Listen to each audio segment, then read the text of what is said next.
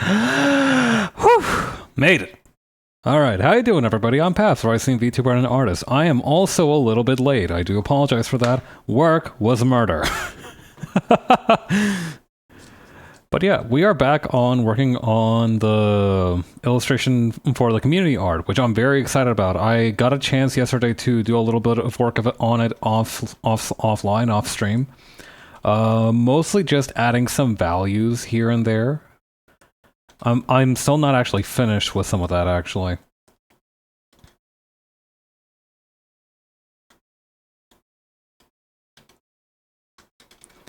Yeah, I also tweaked the expression a little bit so it's a little bit more detailed. I just want to be able to go into this fairly... Quickly isn't the right term, but definitely with some haste. Like, I do want to... Hang on. I'm trying to think about how the lighting would affect the handlebar here, because it would cast a shadow downward, like maybe like this? Or maybe the whole leg would be like this, and just a little bit of the back of the leg would be okay? Maybe. Also, I do think that maybe I pointed the toes outward a little bit too much. I think I have to reel those dogs back in. Like, maybe just a little bit like...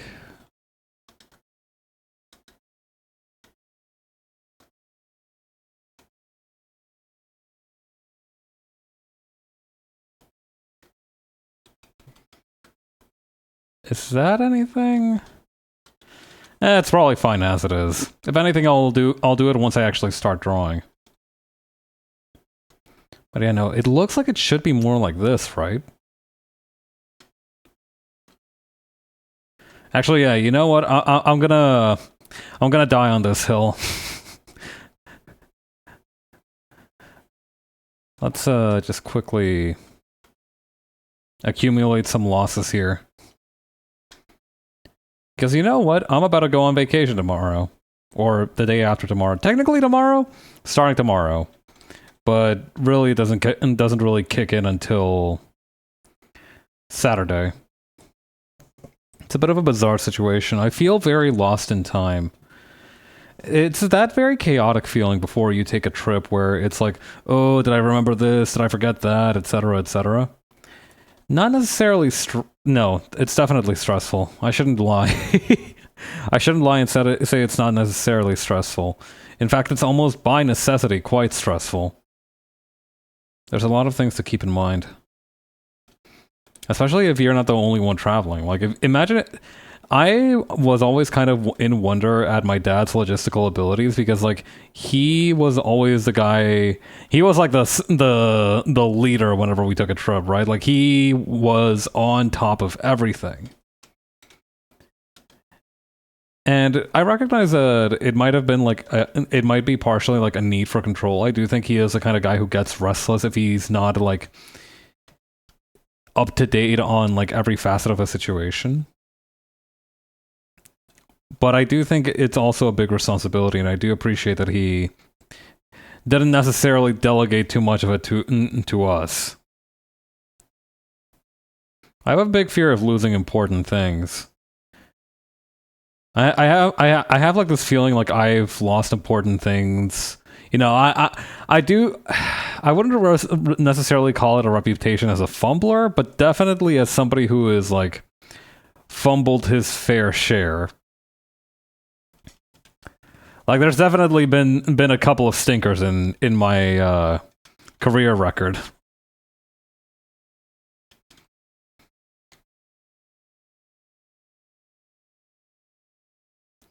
Yeah. Something I'm also sort of looking forward to, not really looking forward to, is the fact that I'll have to download social media on my phone again for the trip.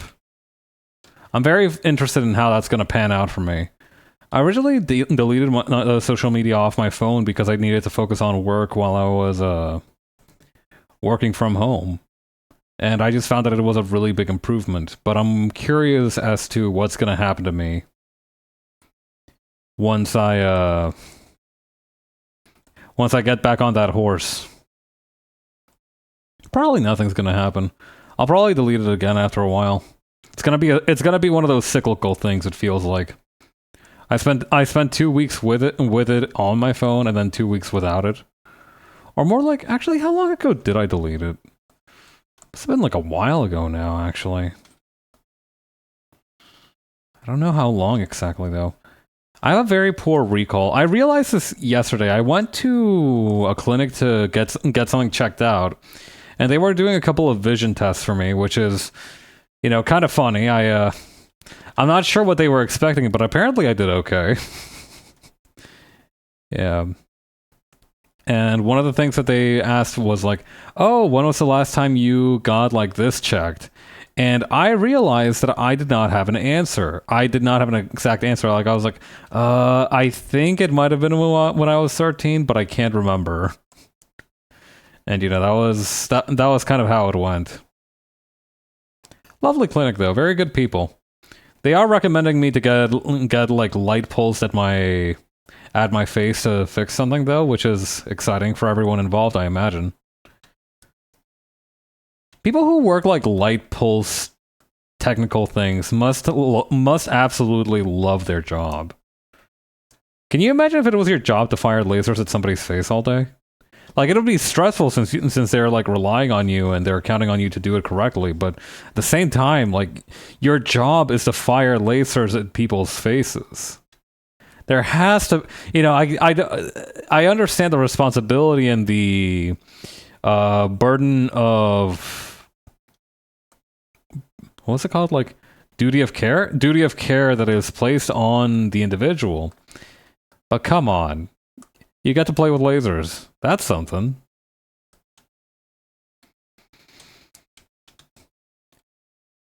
Playing with lasers is very much one of those things like the presidency or like being king, in that whoever wants it the most is the one person who absolutely should not be allowed to do it. You know what I mean? Very similar to my situation with swords. Like, I know I love lasers. I love light-emitting energies and technologies. I also know that that there will be some kind of incident. I don't know the nature of it. I cannot predict that. I have no skill in omen reading or acting as an oracle. But I just know that something's gonna go down if I decide to get into lasers. Again, not sure what, but I can feel it. I can feel it in the wind that something's gonna happen if I get into lasers. It will be ill-advised. Actually, maybe I should do it just so I can get it off my chest, If I'm always worried about what's going to happen if I get a laser, I think that might be impetus, actually, to try to get a laser, because then, it goes from, oh god, this is definitely going to happen, to, well, maybe I'm in control now. Like, if you acquire the thing that you are afraid of, right? If you gain control over it, you then have the option to be in control of whether you exercise it or not. I feel like that the only issue with this theory or philosophy is that I think it's also the same theory as like nuclear deterrence or some shit. So, great enough salt and everything. Fuck, I did not have a chance to eat before starting up stream. I am famished. I need to find something to gnaw on after we conclude here. Okay, but I do think we're ready to go and start the line art. I do think that's probably as far as I'm gonna get before I do anything, like before I leave, I mean. Yeah, I think if I can get the line art done before I leave, that's going to be really good progress, and then I can wrap up the week before December, which is to say next week. Yeah, that'll probably work. I do need to do one more thing, though. So right here...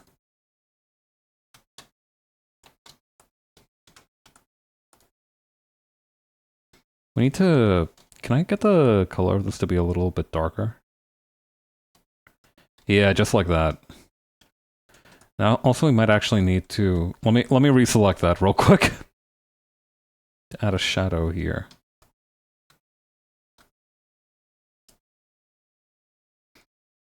Okay. But yeah, no, today was a blur. Like I said, it's a very strange feeling when you're preparing to go on a journey. I feel like I shouldn't be repeating that I'm going on a journey, I'm leaving so much. I feel like I'm setting myself up for like a death flag or some shit. Like this is gonna be the equivalent to those tapes you find in BioShock where like the guy's like, "Oh boy, can't wait to go to Murder Alley Marrow Explosion Plaza tomorrow." You know, I hear the weather's lovely this time of year, and then it's like you find a corpse 5 minutes later at Murder Marrow Explosion Alley Plaza. Very predictable chain of events. Happens to far too many people. Many such cases. Okay, then over here, and yep, there we go. And probably even a little bit over here, actually.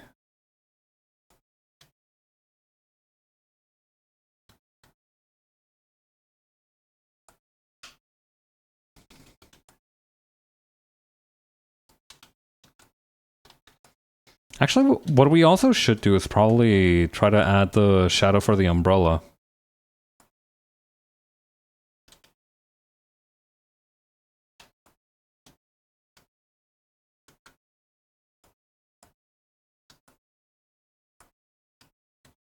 There we go.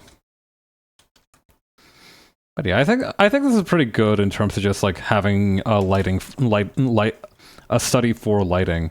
Also, I did end up adding a V-wing to the piece. I do think that it's just nice.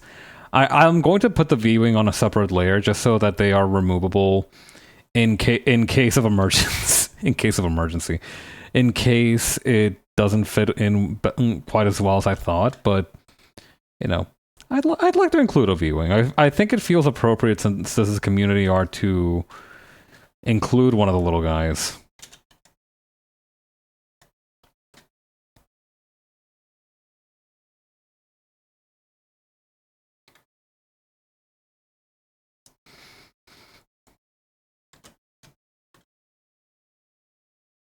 Okay, we need to use the wand tool and we need to lower the tolerance just a little bit. Yep, perfect. If you remove the weaving, I'll end it all. I don't negotiate with terror. No, I'm just kidding. All right, the V-wing stays. The V-wing stays. Hi, Ryan. How you doing?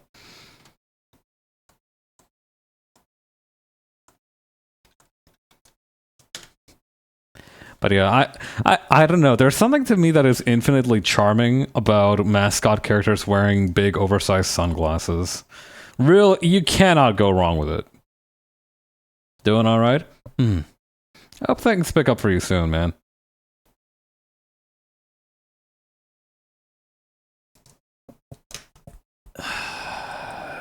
Fuck, it has been a long day. I appreciate the shades. You do have to appreciate them. They are... I'm probably gonna try and...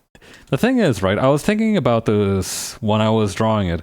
The part that I really like about the original drawing is this part here.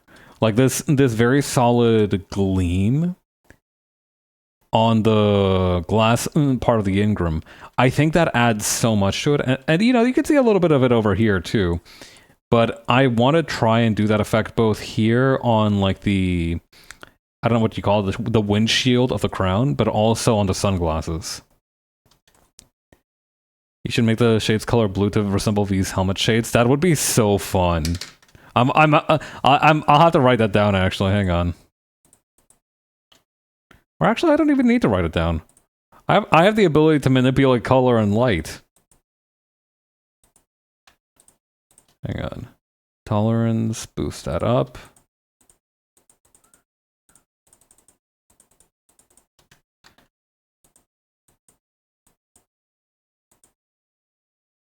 Yes. Oh my god, that looks so cute. You know what? I was going for like a kind of mock cool kind of look with the black sunglasses, but I think the colored ones fit much better for the feel of the piece. That was a good move. Thank you, Ryan.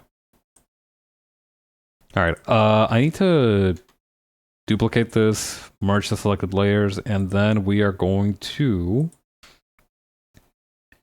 hit them with a Gaussian blur.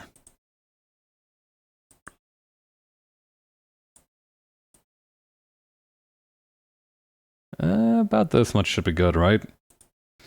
Here we go.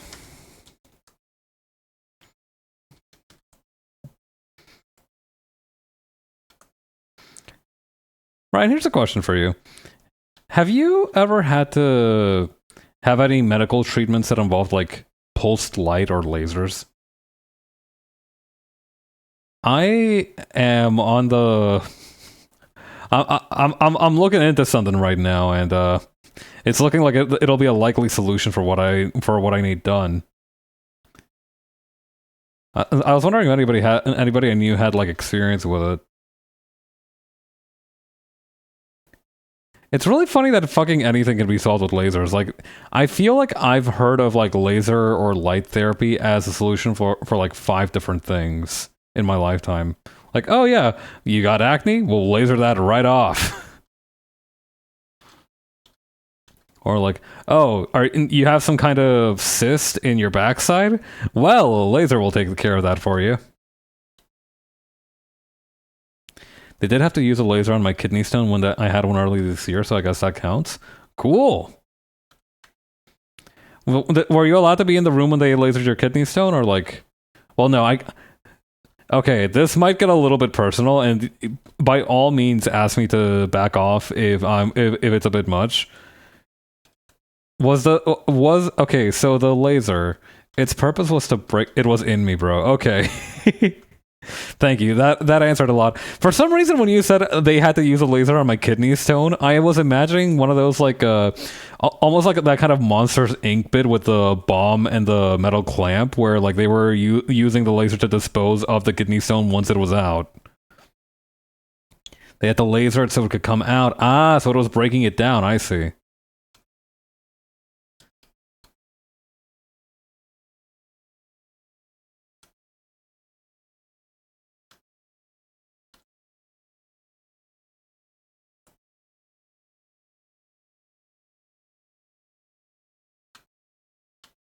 Okay.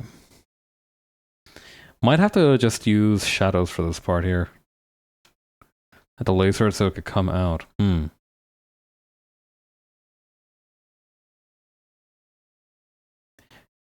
know, that makes 2 very exciting ways to get rid of kidney stones. You can either ride a really big roller coaster and try that, or you can get it lasered out, or laser it apart, I suppose. I don't know. As painful as kidney stones are, I feel like they have a pretty good spread of exciting ways to get rid of them.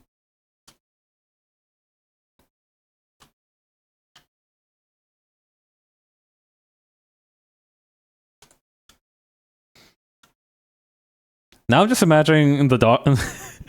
It's almost like a Sentai where like the doctors hit the kidney stone with a laser and it has a tiny little explosion.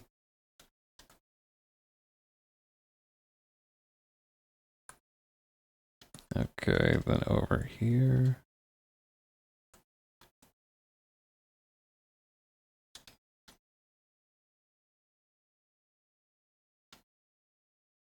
There we go.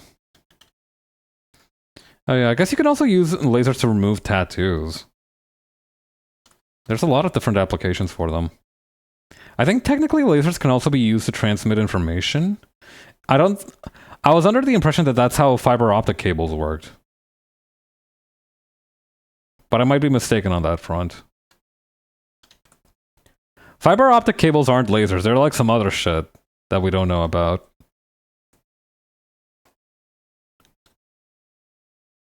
Fiber optic, huh? God, it is crazy how much of It's always been this way to some extent, but it is crazy how much of quality of life these days depends on just having a decent internet connection. I remember when fiber internet was like the very most futuristic and newest thing, and some people were like really glazing it hard style, and you know, deservedly so because it is some fantastic technology. But yeah, I remember somebody randomly learning about like Google Fiber, which was like this project to install fiber optic cables and provide Wi-Fi for residents of that area through that was funded by Google. Which, to be fair, was absolutely for malevolent ulterior motives. But you know, people got free internet for like a little bit. It was good. Well, it lasted.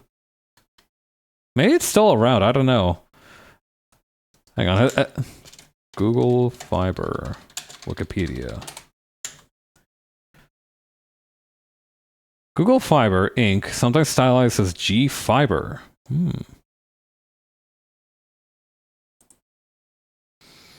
A fiber broadband internet service operated by Alphabet Inc., servicing a growing number of households in cities in 19 states across the United States. In mid-2016, it was estimated to have about 453,000 broadband customers. Okay, no, they did eventually operate it as a business. Okay. Expanded to Austin, Texas.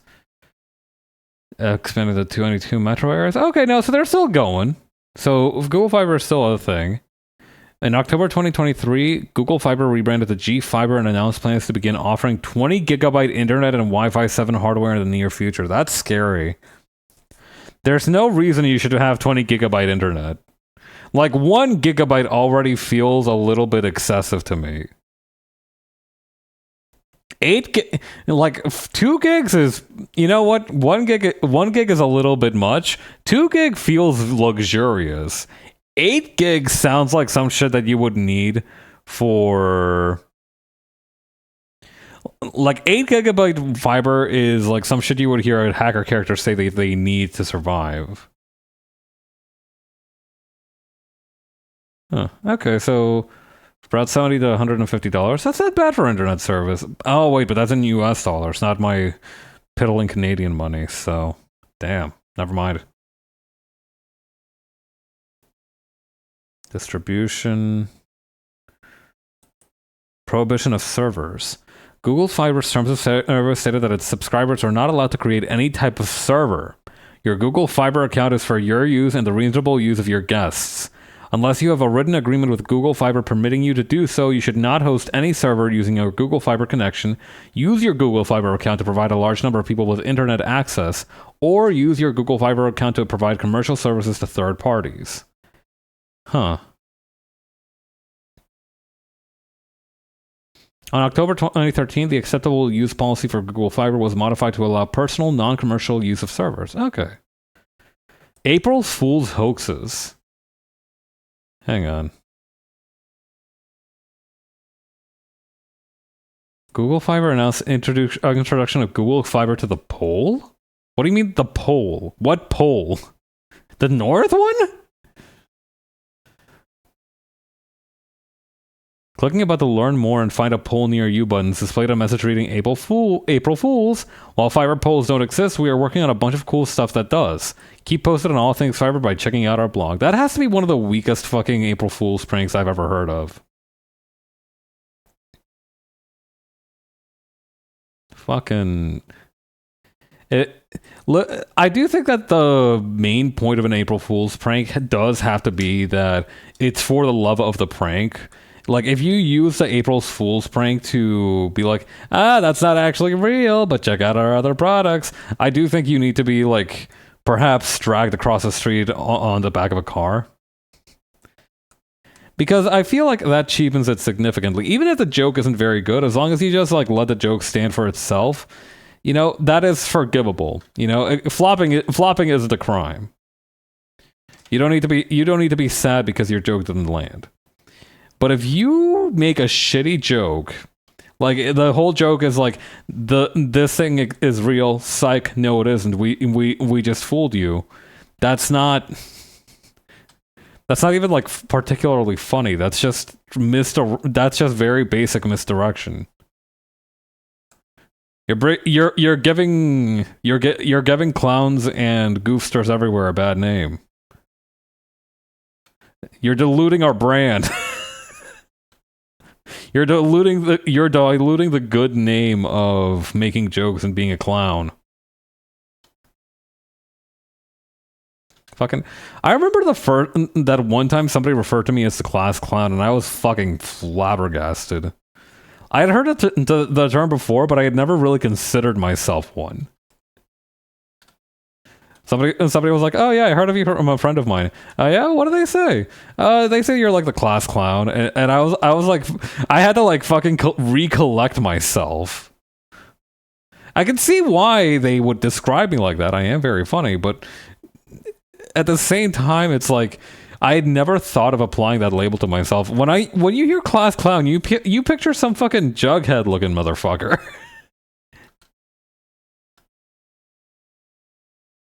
I was a polite young man of 16 summers. What the hell was I doing? Aping Jughead's flow.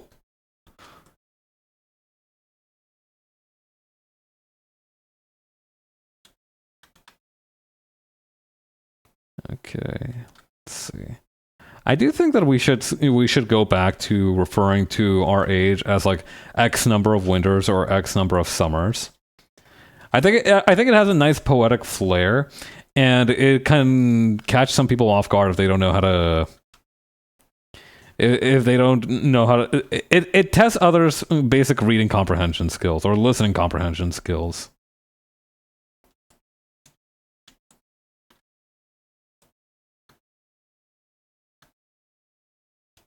I guess you could also use it to eventually deduce somebody's age, but if you're talking to somebody who is dropping the I am X number of seasons old bit frequently enough that you can like triangulate their actual age based on the passing of seasons, I do think that maybe that person is running the joke to the ground, and you should probably just end up asking them their age directly. There are easier ways to accomplish what you desire.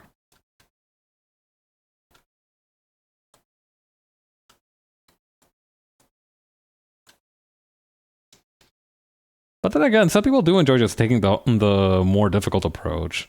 Sometimes it's about the self-satisfaction rather than the whatchamacallit, the efficiency of it. You know, the journey and the destination, which are the forces that are eternally at war. One cannot exist without the other.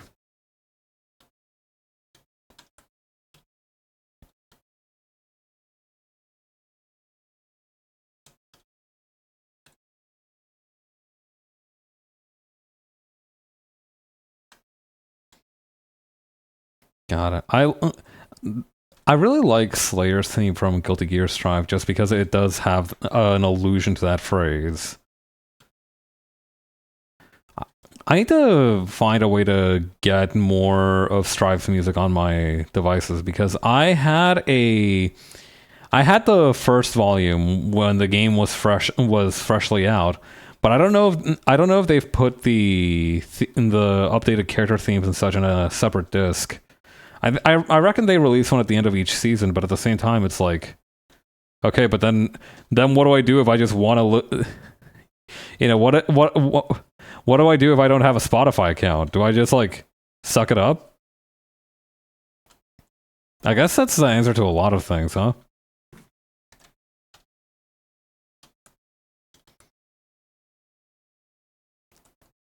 I am glad that there are those sites like VX Twitter or something that like let you embed posts from websites. I think it's a very useful tool that is greatly underappreciated.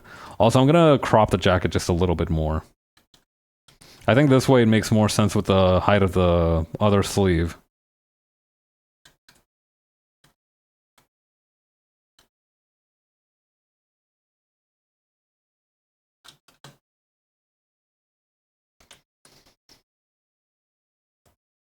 Okay, and then over here.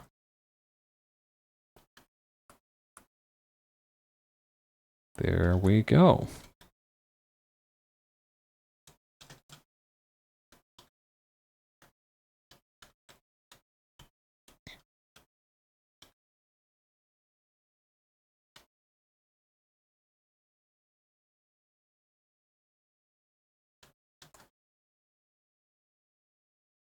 Okay, and then over here.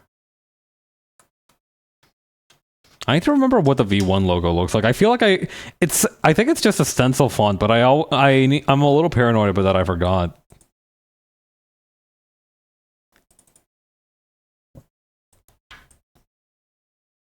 Okay, yeah, no, it is just a very basic stencil font. Very good. I guess at this distance, it doesn't really matter if I make it look like a stencil font or not. But, you know, it is. I'm nothing if not attentive to details. Even if I do occasionally forget them sometimes.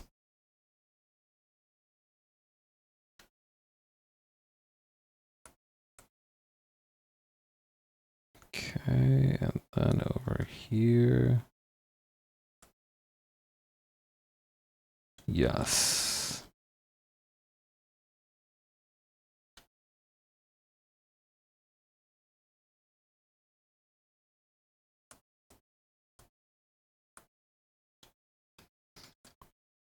Okay, maybe we can actually shrink these down a little bit.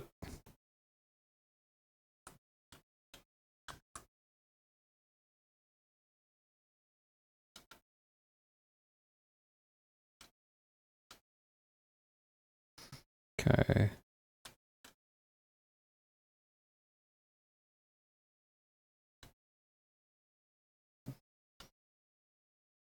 This is gonna kind of swoop in down like this, and likewise over here. It is fun that I can focus more on like the line flourishes when I'm not drawing freehand. I feel like when I'm drawing freehand, I'm so locked in on just like making sure that everything's technically competent that I forget to do or plan for line weight and flourishes. Actually, that is one of the things that I need to work on is my ability to plan on line weight.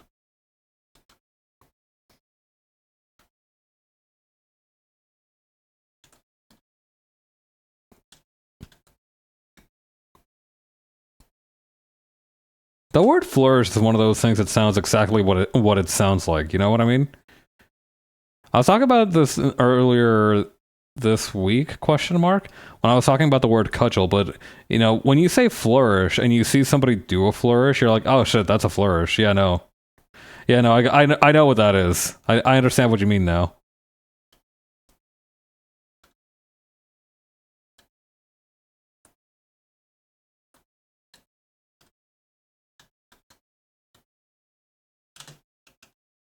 Okay.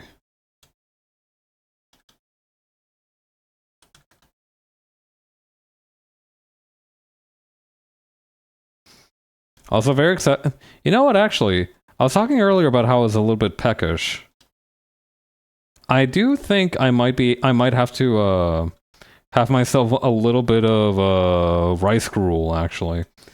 I still need to finish the rice that I have left over before I leave. And I do still have a little bit of soup that I haven't frozen just yet. So what I might do is I might just pour myself some of the broth to drain the soup, mix that with the rice before I head to bed, eat that, and then the soup will be less soupy, but I'll have at least like something to eat the rice with.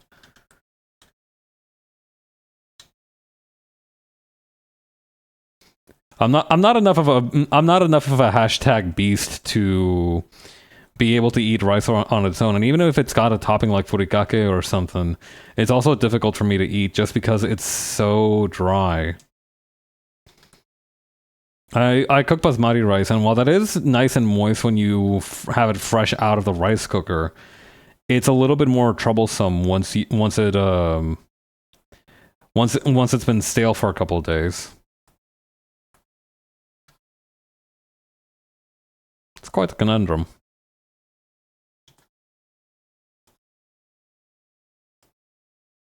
I think that's probably why it's mixed with oil so frequently. I feel like that's probably a more consistent method of keeping it moist compared to just relying on its natural ability to absorb water. That's actually an interesting idea. Has anybody conducted an experiment? You know how, like, when you drop your phone in a bit of water, you're supposed to leave it in a bag of rice? Has anybody... there has to be somebody who's conducted an experiment to see, like, which type of rice is most effective at absorbing that water, right? There's gotta be somebody who did it. I know there has to be some sicko with, like, more iPhones than they have common sense and basic understanding of the empirical method to do this. The YouTube thumbnail practically makes itself.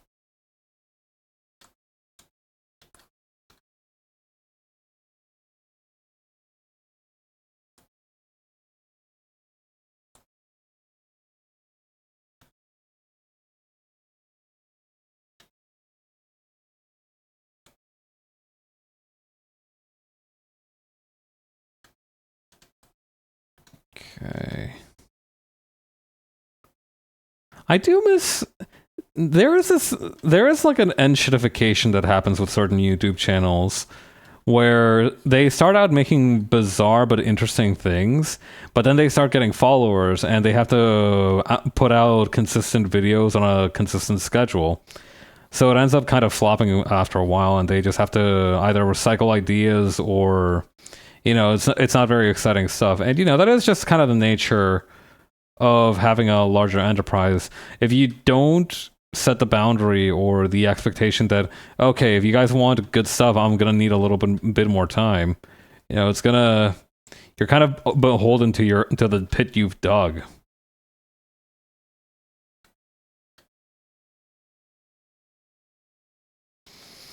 You know what? It did hold me back today, and I did want to antagonize my clients throughout the entire day, but at the end of the day, I'm glad that I do have a normal day job.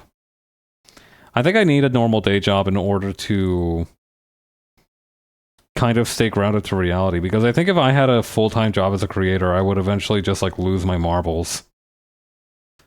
I would definitely fuck off to become, like, some kind of hermit for a while, and then I'll come back with, like, an insanely complex and fully realized work 5 years later. It's not gonna be good. But, I'll probably get, like, an article or two written about me, and then, that'll be it. I think after that, I'll probably fade into obscurity.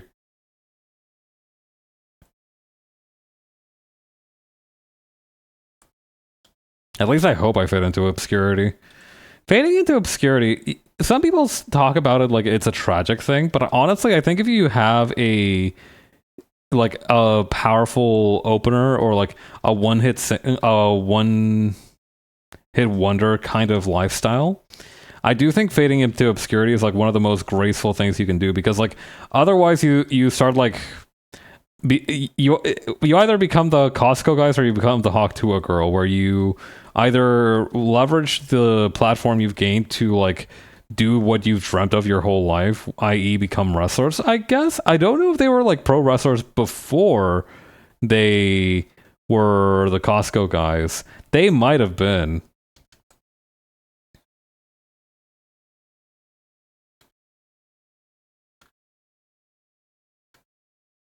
Nobody cared who I was before I became the Rizzler.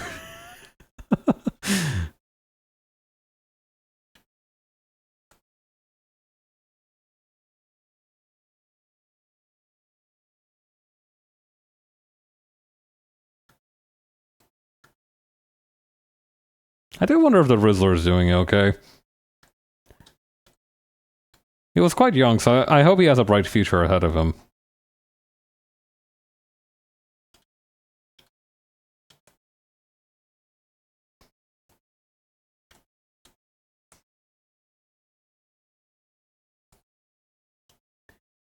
Okay.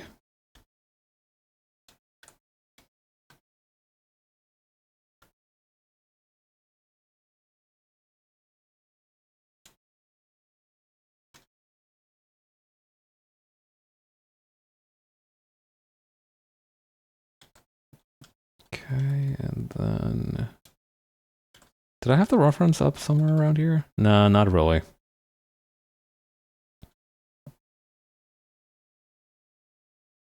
You know what? I'm gonna freehand the little drawstrings.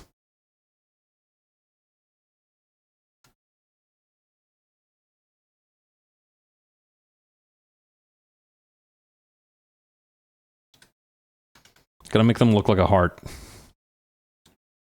Because that's just something you can do. Knots are a tricky thing. I imagine that there is, in fact, a knot you can tie that looks like a heart. I remember after reading part 2 of JoJo's Bizarre Adventure, I briefly became enamored with the idea of knowing how to tie knots and making rope work quickly. But so I downloaded, I think, a book about it. I found an online book about like rope tying, and I was like, okay, cool, let's go. And then like one of the first knots was a noose. And I was like, you know what? Maybe I shouldn't learn all this. Maybe I should. Maybe Joseph was just a chump, and maybe I should just try manifesting my own stand or something. I don't know. Oh Christ.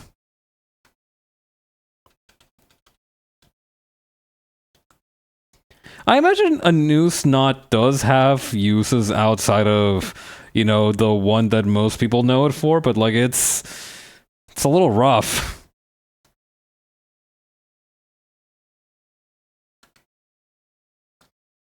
Okay, 2, 3, 4, and this little piggy went to the optometrist.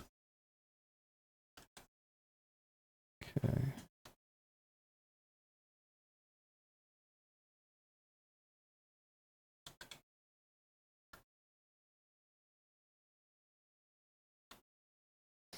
I do need to remember that for some reason the feet are like unnaturally big and the ankles are a little bit fat in the way that this model is put together, just due to the fact that I had to really bump up the legs. So I think it's fine if I fudge the feet a little bit.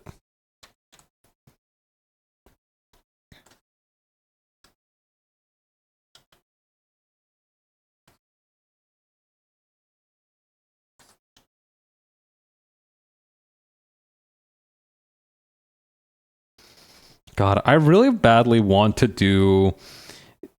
You know that one comic of like somebody going like, your English sucks, and the person's like, I don't care, and they're using their speech bubble as an umbrella?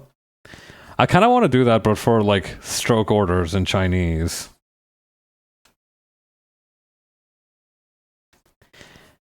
I watched Zet do their Chinese lessons the other day, right? Their little Hello Chinese, I think the app was called. They're those little exercise sets, and I saw them write a character out, and I was like, you know what? I kind of have forgotten how to write certain characters. Like, I feel like I had a pretty good intuition for stroke order most of the time. But you know, I was seeing that and I was like, that is not how I would have written it. Damn. Although a fun thing that I've noticed that happens to me that was highly influenced by learning stroke order is that now whenever I need to draw a square, I draw it the same way you would draw like the mouth radical. So it's like this one first, then a curve here, and then you close it out down here.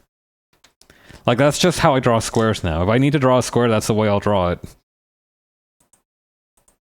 It's kind of fun.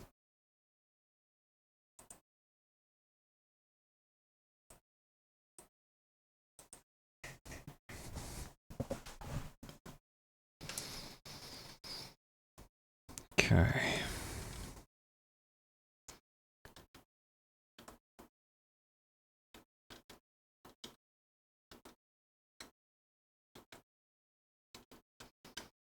Then over here, and this here.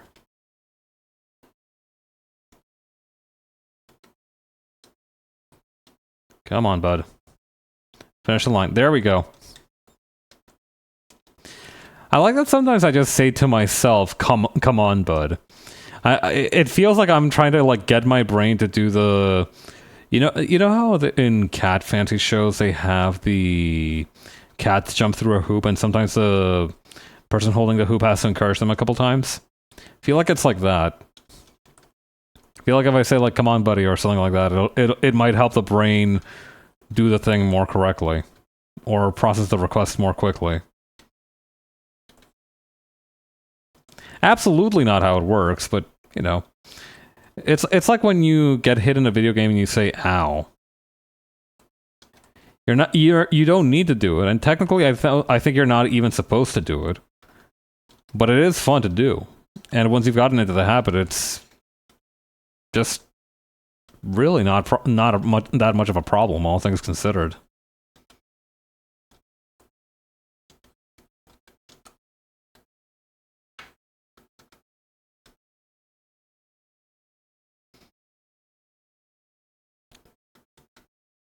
I was talking earlier about how, considering the laser and everything, that kidney stones have like a surprisingly high number of radical ways to be rid of them.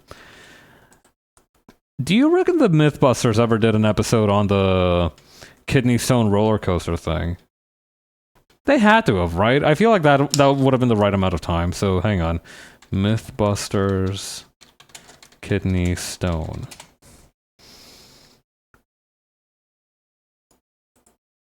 No, okay. It doesn't look like they had an episode specifically on it. That's a bit of a shame, but, you know, you take what you can get.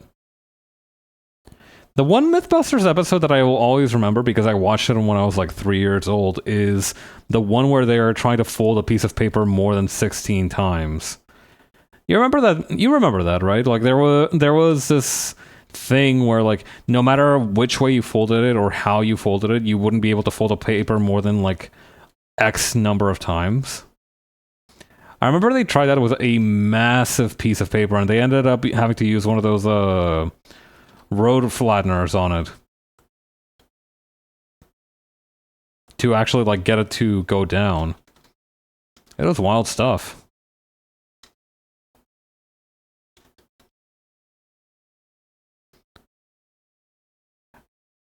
Get your JoJo's jokes in while you can, but I really would have liked to have driven a road roller at some point in my life. I think that the trajectory of everything is too far gone in any one direction to make that a possibility anymore. But if I ever get the chance, I'm taking it. You know, if some dude is like, if some unruly construction worker is like, you know what, fuck this job, I'm gonna go see my family. Hey, you want to have the keys to the road roller? I will not say no. I would do the responsible thing and turn them in, probably, but I would definitely ask if I could at least have a ride in it.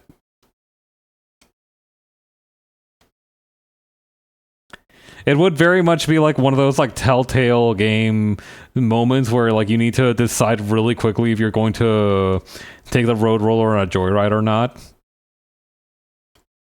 Joyride feels like the wrong term to use for that. Like it is technically a vehicle hijack. Is it even a vehicle hijacking? You're not supposed to. Is there a word for like when you're in a vehicle and somebody gave you permission to be in that vehicle? Like they gave you access to that vehicle, but they are not being responsible about it? I think it's just neglect, right? I don't think you could qualify it as hijacking because you're not taking control of it from another person.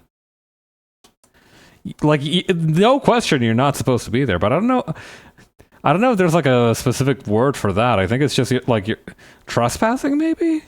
I guess trespassing is the closest word that I can think of to the thing that I'm picturing.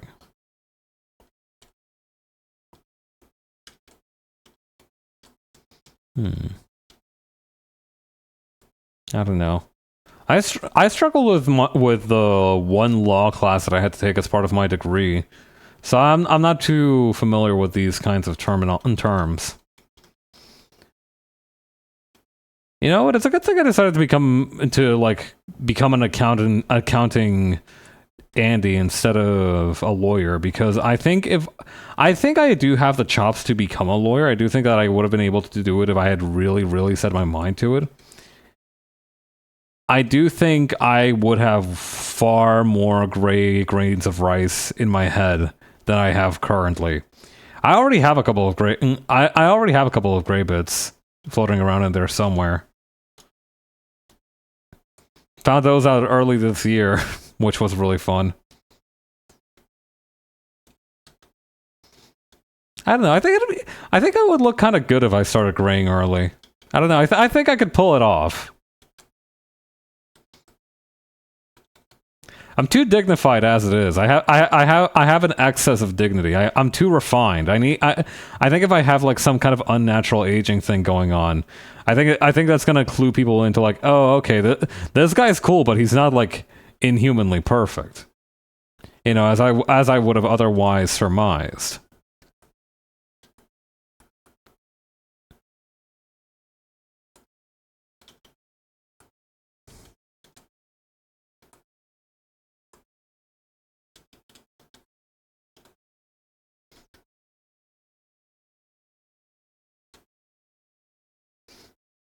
I do, unfortunately. I am a little bit wondering if I do have baby face. My brother definitely has baby face. He was described as such on several occasions. Or at least on one occasion.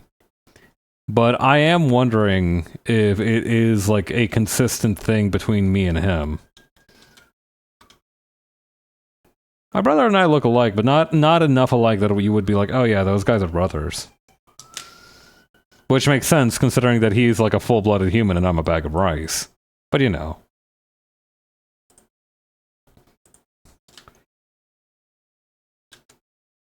Let's see.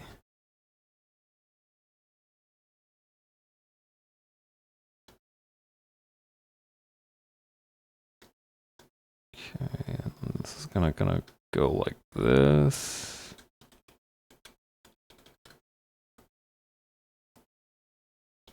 There we go.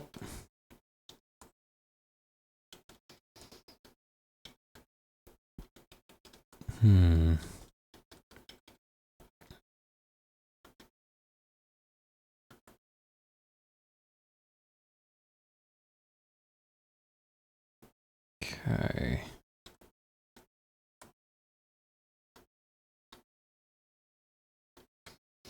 I need to figure out how to draw the... I guess these would be aviator glasses, huh?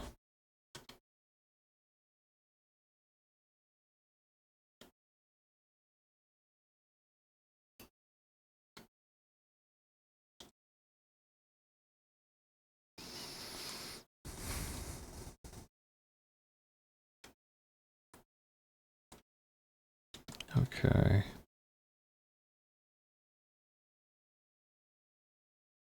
Marketer projections. I don't know why that word popped into my head, but I'm thinking about it right now. What was that about? Marketer projection. Hang on. Cylindrical map projection first presented by Flemish geographer and mapmaker Gerardus Mercator in 1569. Damn! Became the standard map projection for navigation due to the property of representing room lines as straight lines. When applied to world maps, a Mercator projection inflates the size of the lands the farther they are from the equator. Therefore, land masses such as Greenland and Antarctica appear far larger than they actually are relative to land masses near the equator. Huh. Nowadays, the Mercator projection is widely used because, aside from marine navigation, it is well suited for internet web maps. Ah, okay. Does that happen to you? Like, do you ever have... Wait, hang on. I just saw the word Song Dynasty. What was that? Joseph Needham, a historian of China, speculated that some star charts of the Chinese Song Dynasty may have been drafted on the Mercator projection. However, this claim was presented without evidence, and astronomical historian Kazuhiko Miyajima concluded using cartometric analysis that these charts used an equirectangular projection instead. Huh. Okay, this world map kind of goes hard. I'm a big fan.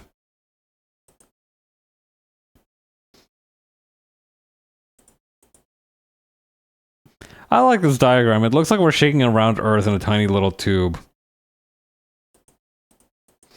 You probably shouldn't do that to our beautiful planet. But I am saying it would be funny.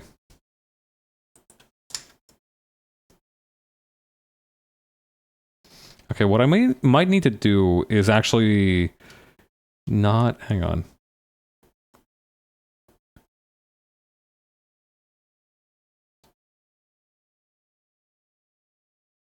I think this should make the sunglasses about equal in size.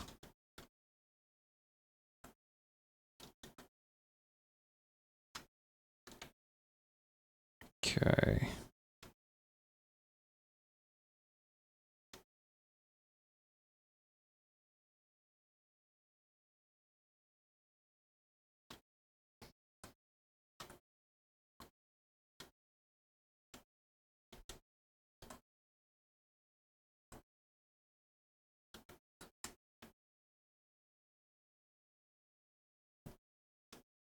Okay, and just a tiny little triangle. I want the crown quills question mark on the V-wing to be very very relaxed looking. Like a little droopy even, but not drooped, but just relaxed.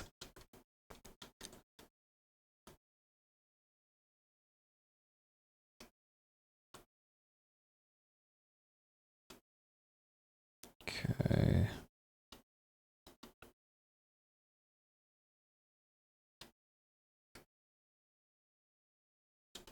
Is the lens rim too long? It's a little bit too long.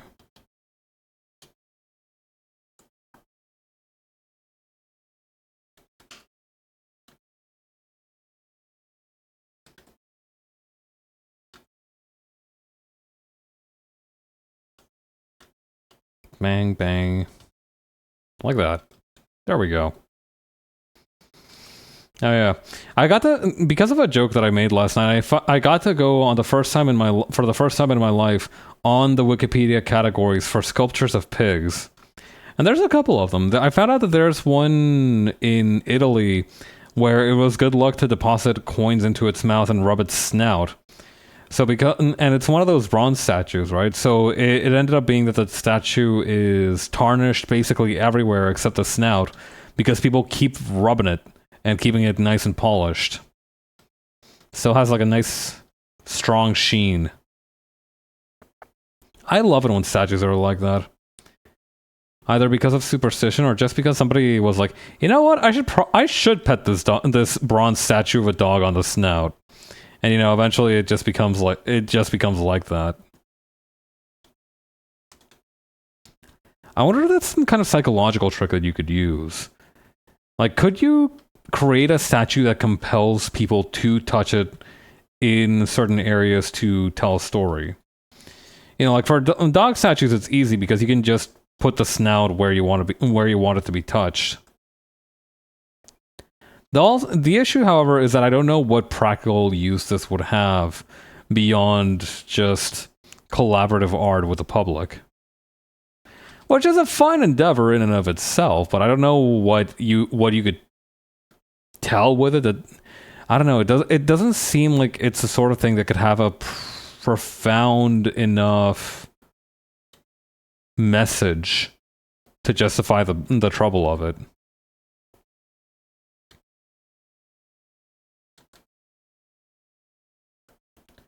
Maybe I'm looking at this the wrong direction.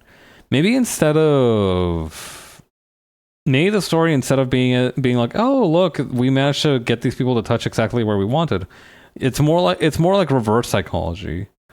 Like you create a statue where people are touch it everywhere except like the part that you want, and maybe that's a story that you can tell. Like,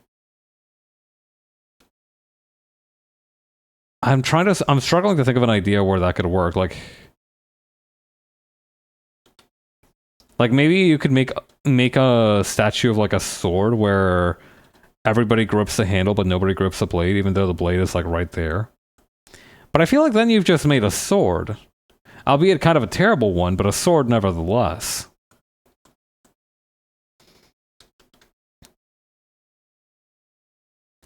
Being a swordsmith I imagine, is very hard work, but it must be so fucking cool. It's like that whole laser thing that I was talking about earlier. Like, the pay probably isn't very good, and the customers are probably kind of weirdos. But can you imagine the amount of aura you must feel, the amount of job satisfaction? What are you talking about swords for? I was talking about, okay, so I was going on a tangent about random Wikipedia articles, and I was talking about this one sculpture of a pig. Hang on, let me see if I can find it actually. El Porcini? Is it El Porcini? Hang on. El Porcini pig statue. Okay, you know how, okay, Ryan, hang on. Pig sculpture. You know how when you rub a statue made of bronze, if like enough people rub a bronze statue in one spot, it starts to get polished? I was recalling a pig sculpture that I saw one time. Or not one time, I saw yesterday. So pig sculpture. Hang on. Wikipedia category. Sculptures of pig. There we go. There it is. Porcellino! That was its name. Yeah, so this is the statue that I was talking about. So this is a bronze pig, and supposedly it's lucky to put coins in its mouth and rub its snout. And I was trying to figure out different ways you could leverage that idea, right? Like, what if you want to make collaborative art with the public? You know, on one hand, you could try to subtly encourage them to touch certain parts, or you could tell a story by like encouraging to touch certain parts, but letting the other ones rust properly and create a patina. So then I was thinking, okay, maybe we can do the opposite even. Like, what if you want to... Somebody could theoretically make a bronze sculpture of a sword, and then you know, be like, rubbing the blade is lucky, but then, you know, the statue ends up being that the handle is covered in rust, but the blade is fine and polished. But I was wondering if it might be more poetic to have the handle polished, but the blade rusted. I don't know. There's something you could do with that, but I feel like a lot of the applications that I'm thinking of are very shallow. So I was trying to figure out there might be a more profound way to deploy them.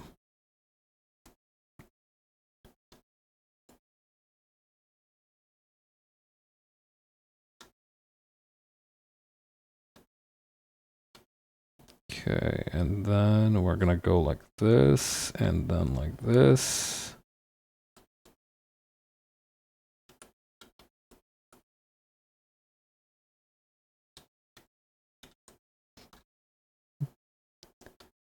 Also, I should make it a life goal to have more people say that, where they're like, hey, I just came back. What are you talking about swords for?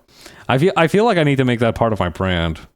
I don't know. I kind of fell off on swords, but I feel like maybe I'm ready for them to make a comeback. I'm definitely more of a bare-handed kind of guy, but I do think I enjoy talking about swords just on principle. I don't know. I feel like this is another one of those things. I think the shininess should come from the choices of the people rather than directions given by the artist. Once you put something in the hands of the public, it's up to them to decide. Yeah. No, that's true. But I am wondering if there's like a subliminal thing you could do. Like not necessarily tell people like, hey, you should rub this part or you shouldn't rub that part. But you know how like in pictures they have like that whole thing of like the spiral kind of guiding your eye and using line values and shading to guide your vision. I was wondering if it was possible to do it through something like that. A subtle suggestion more than an outright demand.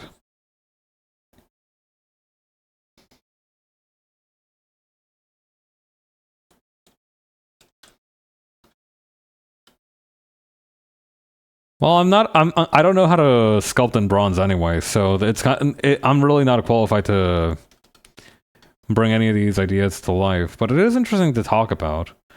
But I do think you're right that subliminal usage would be like 90% based on placement. People aren't going to actively polish something they can't easily access. True. In that regard, you do have a little bit more control than you might think, though, because if you can just make it so that a certain part is accessible, or one part is the most easily accessible. People are probably going to rub that part. Yeah, that's true as well. Logic is also a dictator, right? Because, you know, like the let me double check I got the name right. Porcellino. Like, the Porcellino has the snout rubbed because I think that's just a very classic place to rub a statue of a living creature. I do need to do her other arm, but I forgot her eyebrows. The knees of the Buddha could be closer, but the tummy is more alluring. I adore the way you said that. The allure of the Buddha's tummy. The delicate cuteness of the Buddha's tummy.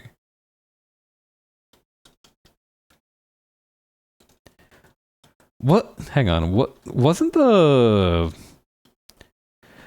fat guy Budai? Hang on.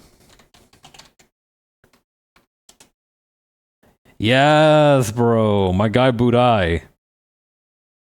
A nickname given to the historical Chinese monk Tietzi in later Liang dynasty, who is often identified and venerated as the future Buddha Maitreya in Chan Buddhism and Buddhist scripture.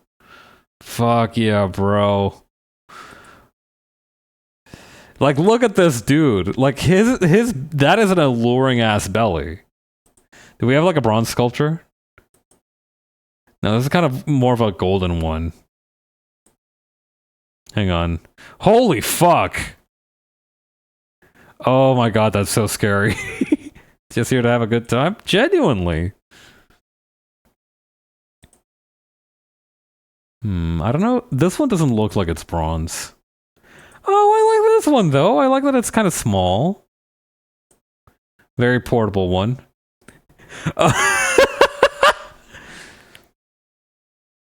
Oh my... The fucking devious ass expression on this one. Jesus.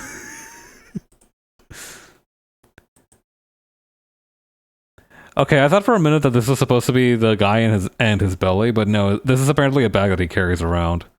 Really good use of ink and line weight, though.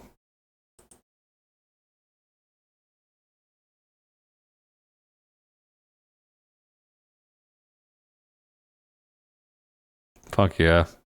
I do love when, like, just big dudes are associated with, like, a fondness for life. So hang on, Budai bronze statue. Let's have a peep here. Real quick.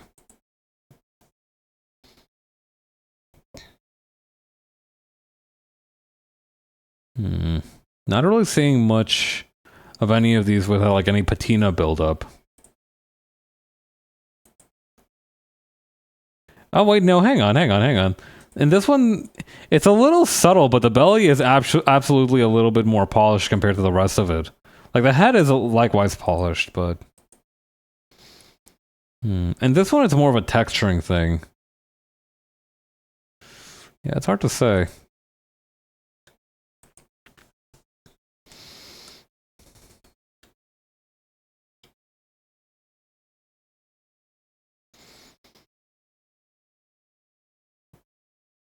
Alluring is a really good word. We should use it more often.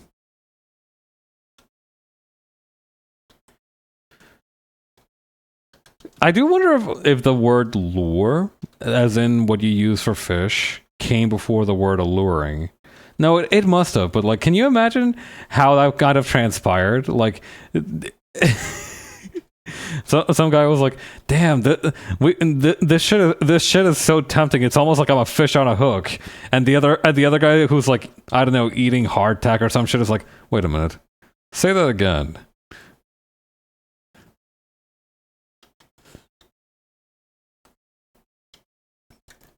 Hang on, let me check Wiktionary real quick.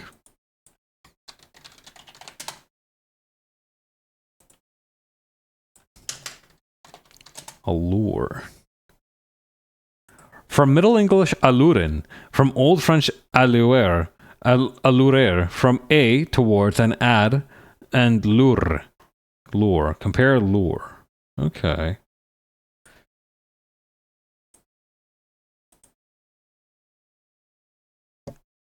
From Old French loire, from Frankish Lothar, from Proto-Germanic Lothar, perhaps ultimately related to Letho, invitation or calling, or to hide. Oh. Probably related to German Luder, bait. Huh. Okay. Interesting. So, not definitely related to fish, but it does have a very strong association etymologically, it seems like. Good to know.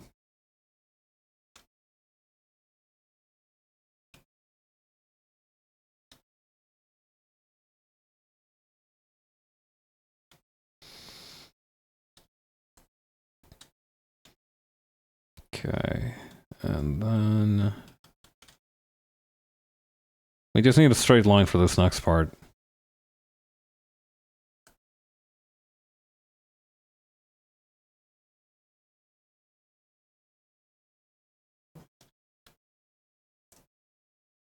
Not quite. How's that looking, by the way? Hey, not bad.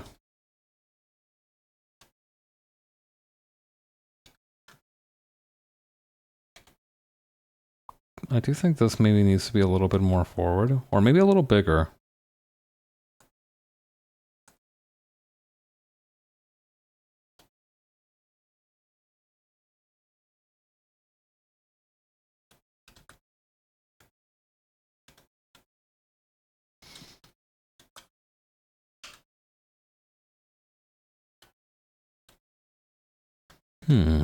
Yeah, I think that'll work. I'm also glad that I figured out how to do the contrast right out with the parasol, because honestly, this thing looks like it would be a nightmare to freehand.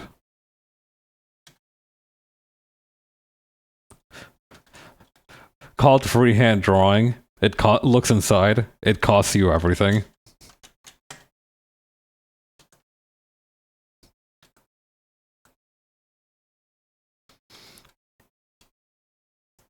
Okay.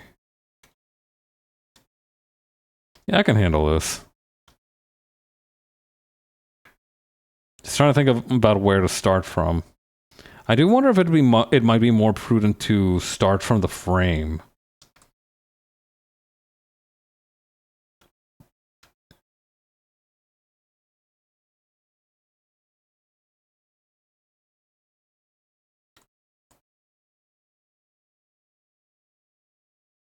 Okay, and then like this. You know, I've never really thought about how an umbrella or a parasol would work before. Like, I understood that it had the little rib cages and everything, but I don't think I really appreciated the kind of construction that goes into one until just now.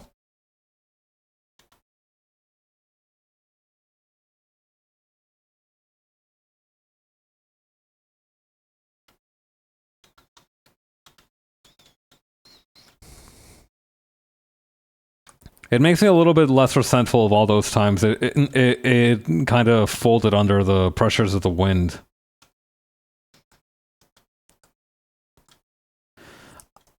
I do think I kind of suck at holding umbrellas a little bit. I feel like I focus more on, because I live in a place where it gets really windy when it rains, right? And that's not exactly special. But I do feel like just because of my nature, I'm more focused on like maintaining the structural integrity of the umbrella, more so than I am in actually keeping myself dry. So what this means is that sometimes I will be going outside with an umbrella and just angling it in bizarre ways to make sure that the umbrella doesn't like fold in half or like flip upside down or anything. Meanwhile, I'm just fucking getting I'm still just getting pelted by rain.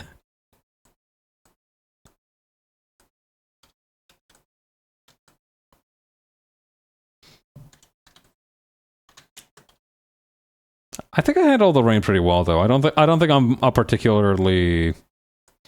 I don't get particularly soggy or anything. So you know what? Maybe the system does have merit. Maybe the system works.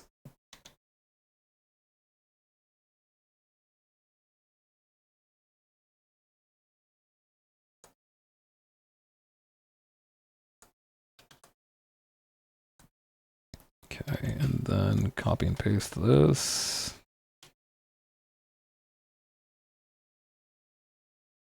Yes? Question mark?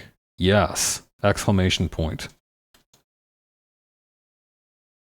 How come the exclamation point gets to be a point, but the question mark has to be a mark? I guess you could also say exclamation mark, but that doesn't sound right. I don't think that's the actual word that you're supposed to use.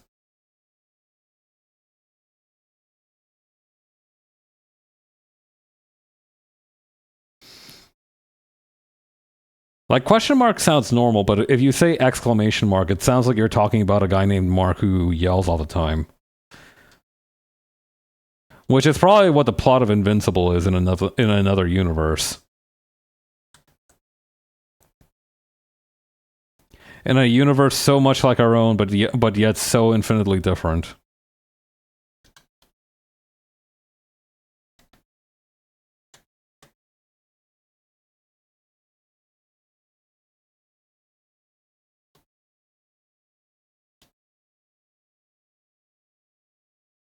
Okay, and then over here.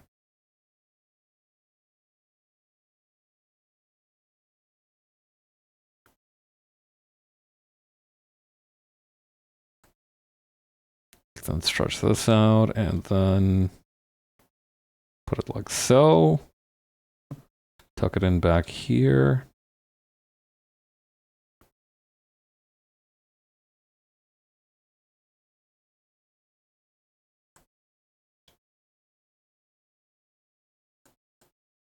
Fabulous.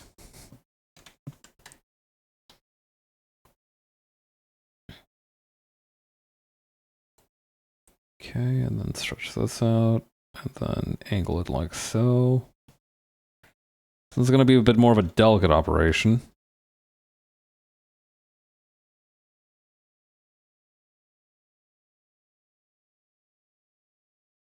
But yeah, there's still a couple of things I got to take care of for work tomorrow, but they're minor things, thankfully. Just letting a couple people know that I won't be indisposed for the better part of a week, and, you know, to take care of stuff if I'm not around. And also filling my timesheet. That's the one thing you must never underestimate, is the fucking timesheet. You know, at first I was like, oh man, I should probably fill in my time properly. But after a while, I learned that, like, like, if you don't fill in your timesheet, that fucking gets put on, like, your record. Right? If you fuck it up even once, like, that, like, automatically disqualifies you for a bonus that year. I'm like, oh, okay, so this shit is, like, serious. Alright.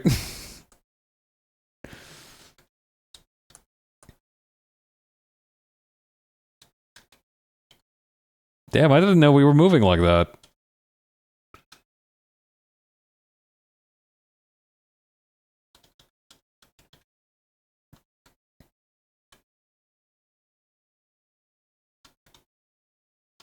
Okay, here's my plan. I'm gonna make a very thin line like so. Gonna use this to begin the operation. Gonna just leave an extra of it lying around over there. Copy and paste that. Align it like so. This is gonna be a very technical looking umbrella, but that's fine. I'm cool with that. In fact, I am perfectly fine with it looking like somebody's technical drawing of an umbrella. That's what references are for.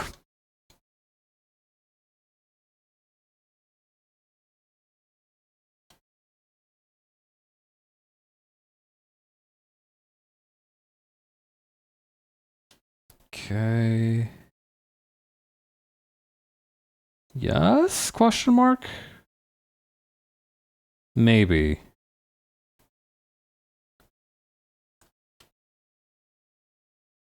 Umbrellas are weird. I feel like umbrellas are in that kind of, not necessarily sweet spot, but in that strange middle valley. Not necessarily uncanny valley, but definitely some kind of weird interim state where it feels like it's kind of biomechanical, but you know, it isn't. It's a frame. It's a very simple machine. But at the same time, it's like, is it alive? I don't know. Umbrellas do feel more like living things than most things that I have handled in my life.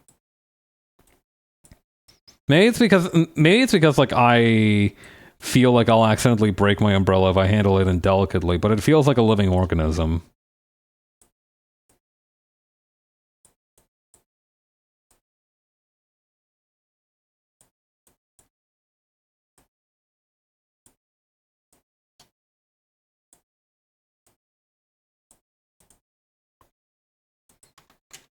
Okay, and then expand this outward.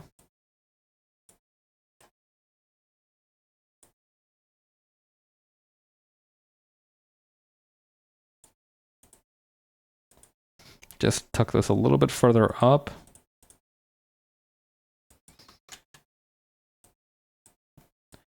Is this exciting? Is everybody having a good time?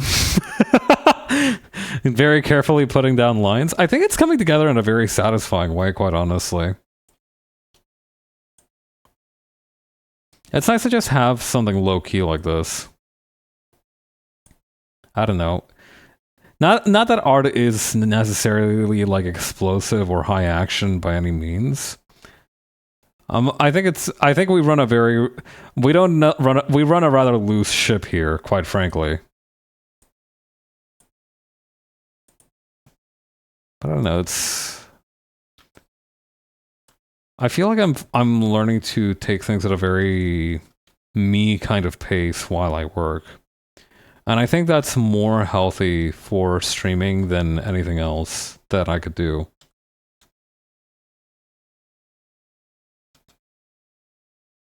Oh yeah, those are looking quite nice.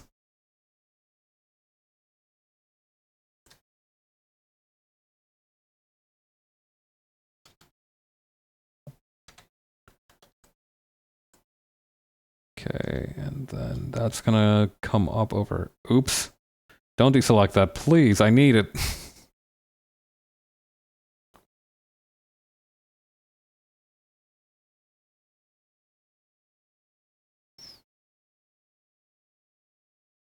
Okay, bring that up around here. Needs a little bit better of an alignment, but that's fine.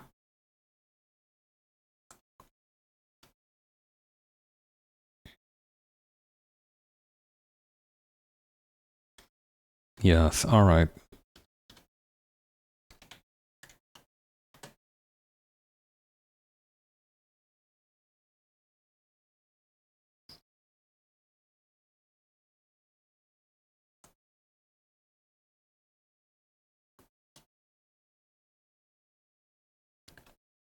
I feel like my vision's gonna get blurry if I keep trying to focus on where these are connecting.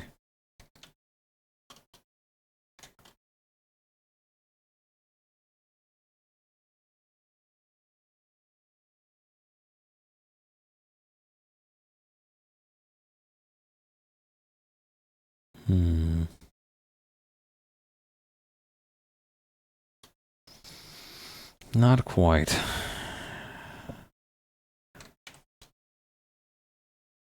Oh, I see. The curve starts much earlier. That's why I was missing it.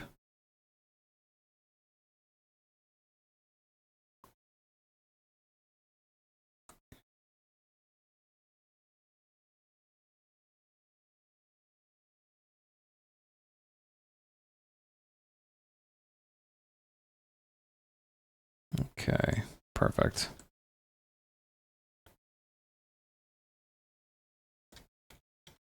I'm really grateful for everybody who makes the 3D models that I use for reference art. My life would be much harder without them.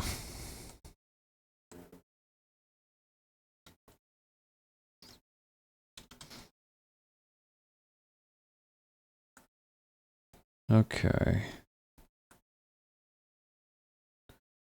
And then I reckon we can probably just use this stick twice up here.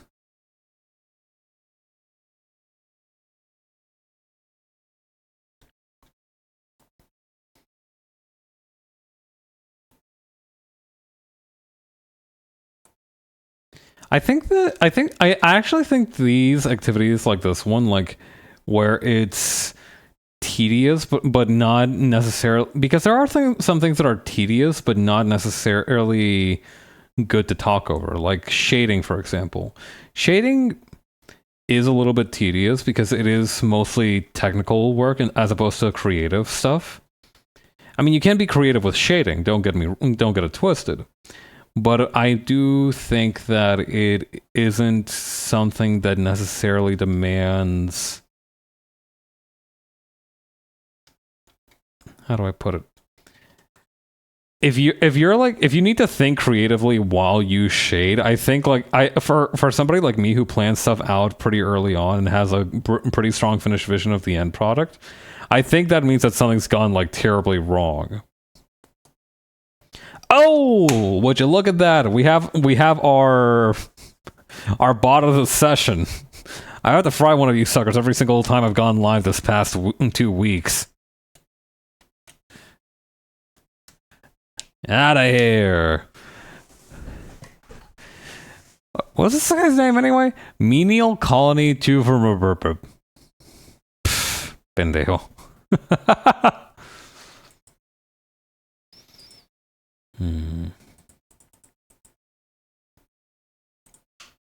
Now what the hell was I doing? Right. Okay. God, it has been an absolute delight seeing people talk about Uma Musume again recently because they released that Agnes Digital character. And I do appreciate the fact that like they haven't... In fact, I would say that they have exceeded my expectations of how much of a fucking freak she was. Because I did have my doubts of everybody talking about her because, like, you know, with everything that happened to, like, say, what was her name? Not Special Week. Super Creek, right? Like with everything that happened to Super Creek, I'm like, surely everybody's exaggerating. She's probably a little out there, but you know, not more so than any of the other. No, I was completely wrong. She is like genuine, and she is an unwell person, and it is almost exaggerated how unwell she is. But I appreciate that shit. I think it's necessary. I think it's important that every once in a while, you know, we all make jokes about like, oh, this one's kind of freaky. Oh, this one's kind of a pervert. But then like a real horn dog shows up, and it's like, oh, okay, never mind. You know, I think it's a good reality check to have.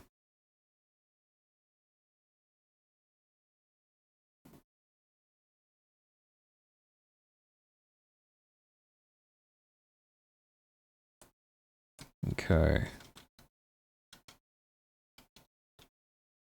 Then close this over here.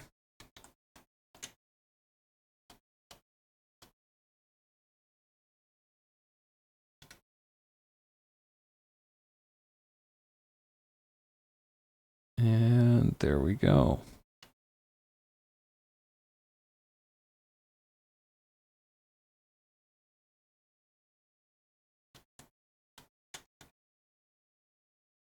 Okay, this one's gonna come down over here, I think? Yeah, that seems about right.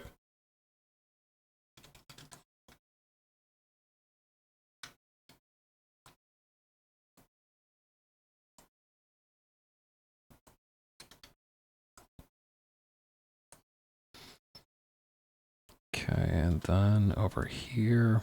Perfect.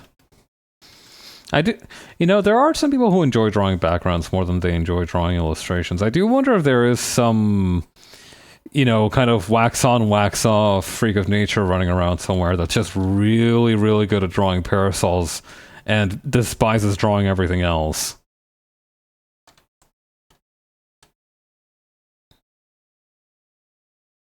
There has to exist somebody like that. You know, the world is broad and its history is long. I'm sure, you know, any random guy that you could think of has probably already existed at some point. and has perhaps existed since antiquity, which is always a rare treat, but welcome.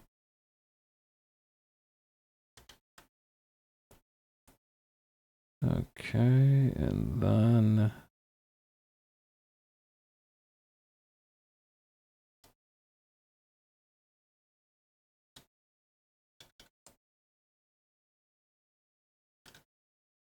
I think this looks right. Yeah. I'm just gonna let it rock. At this point, we have enough of it correct that I'm fairly confident we can just kind of mumble through the rest. But it is good to have accuracy when it's possible.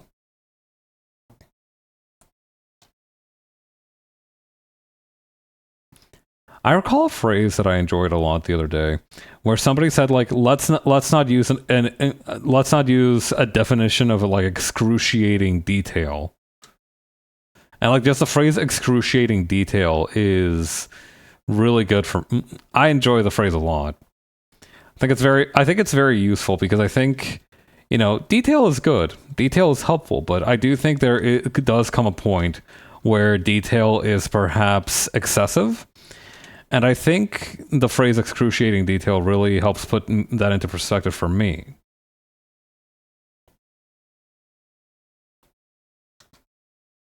I'm also going to flub a little bit of where the frame on this one is, just because I think it would be a good idea to not worry about it too much.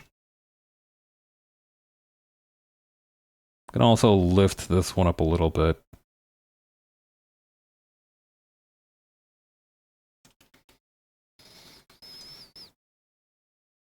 So that it's just more easily welded to this part.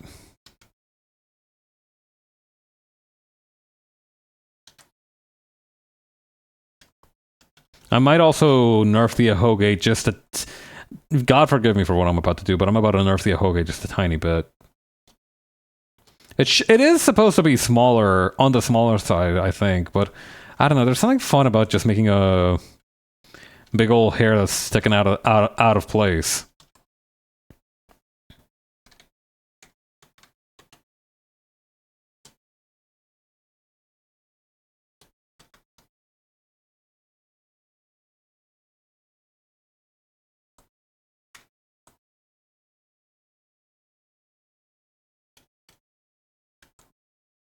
Behold, the bones of an umbrella. I don't know, this is kind of cool looking. I like this. It's very tidy. It's very neat. I enjoy that. All right, time to really get in there with a G-pen though.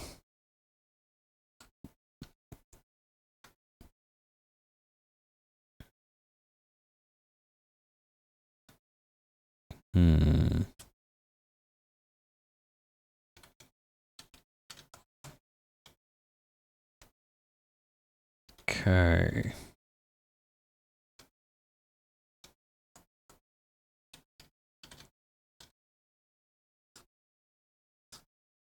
Come on, bud. There we go. Maybe, actually, maybe we flatten this one out just a tiny bit.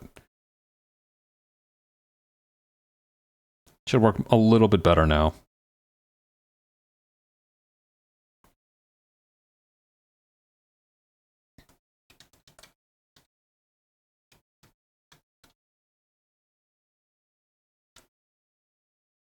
And we can add a little bit of a tie at the end here. Because beach umbrellas have this sort of tie, right?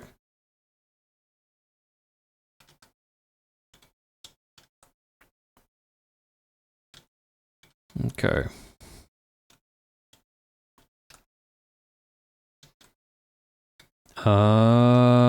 Okay, this top part is going to be a little tricky.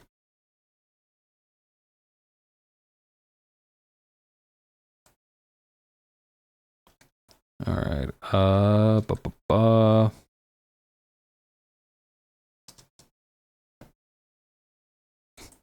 Feel like the gears turning in my head. Okay, let's try this.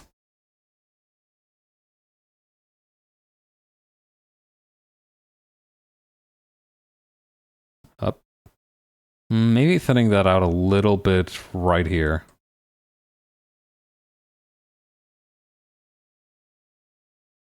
Am I actually thinning it down? I'm using the normal narrow tool. Hang on. Maybe that's why it's taking so long. Okay, yeah, no, that's much more efficient.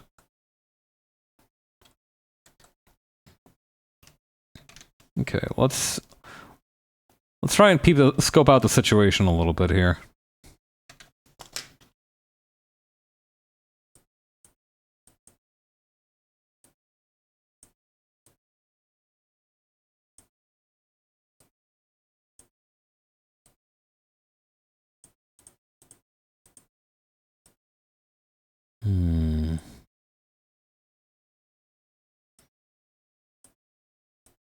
Maybe like so?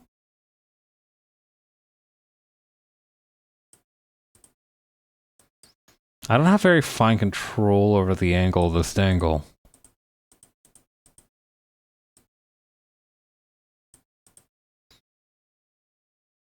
It might help to just double it up and then try to make it join together that way. No, actually, that makes sense, because there would be a little bit of a fold here in the middle.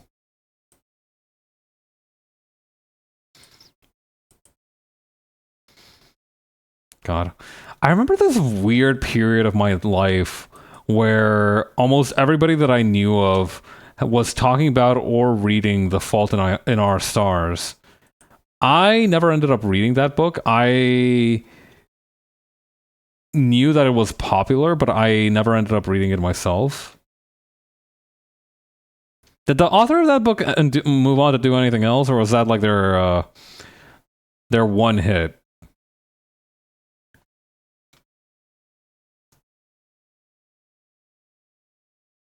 I should look that up, actually. I think it also got adapted into a movie, which probably helped to preserve the clout. Hang on. Fault in Our Stars. Here we go. Oh, it's by John Green.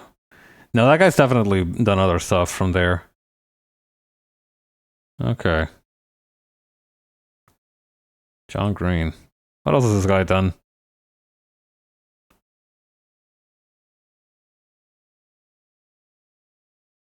Oh, wait. Is he the brother of that one science YouTube thing? Online ventures, personal life, works. Here we go. Okay, The Fault in Our Stars, Turtles All the Way Down. Is that a Discord? No, young adult drama book. Okay. Okay.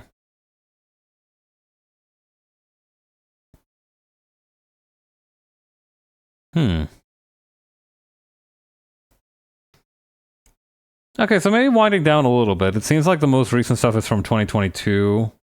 I'm guessing he's probably moved on to doing stuff like YouTube.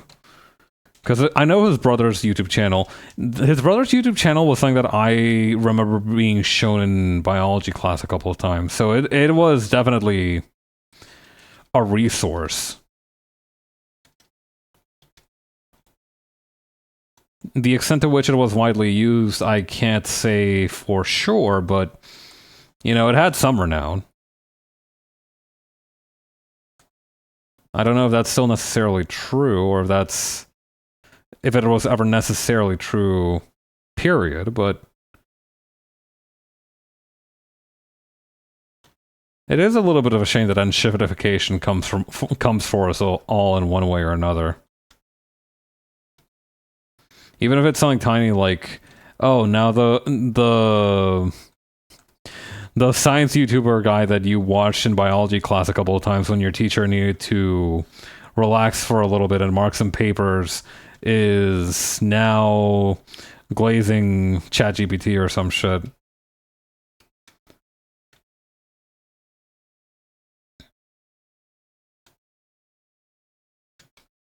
It is something of a constant reminder that our homes and the places that we consider ours are just like a period of time. You know, we get that turn with them, and then that's about it. It would have been more poetic. That would have come out more poetic if I hadn't bit my tongue at the last second.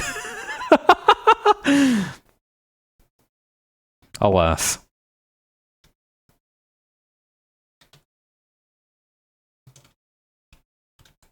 Okay.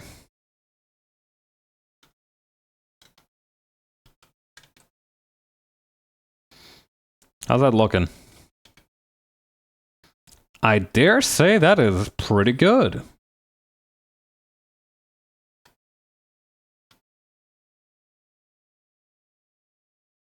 Also, I do think her neck might be a little bit long, so I'm gonna shift the head down a little bit.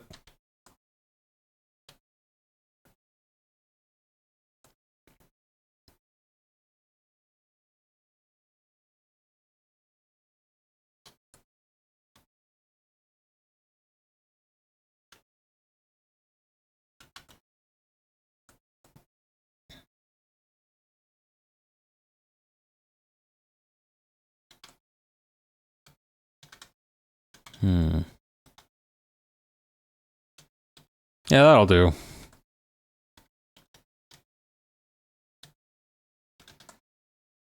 Okay, moving on.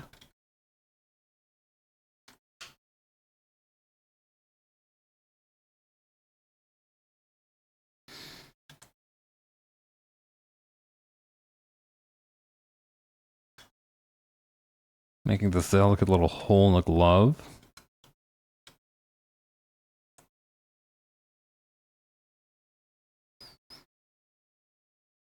Okay. Oh shit, you know what I just realized as well? I'm gonna need to get my shit together and start baking more once I get back from holidays, because I finally have a working oven. Crazy. That's you know, a lot happened to me this year. I've been through a few different personal events, but I do think that having just my oven replaced is probably the craziest thing to happen to me all year. Which in some regards is quite the blessing.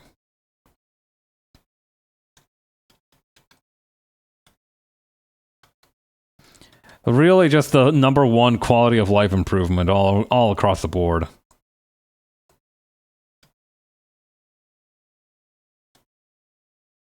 Okay, then over here. Perfect.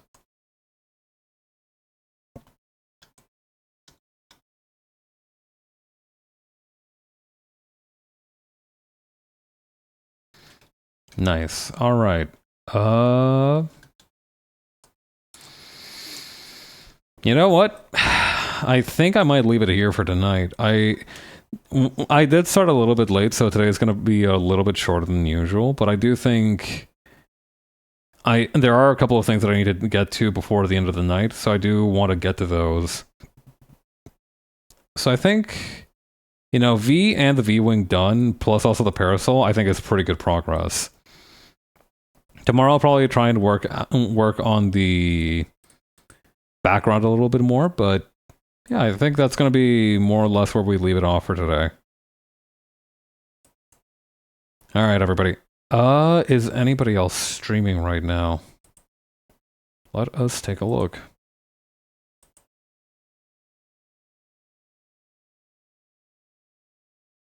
Nah, I think I'm just gonna leave it here for tonight. All right, everybody. Take care. Enjoy your evening.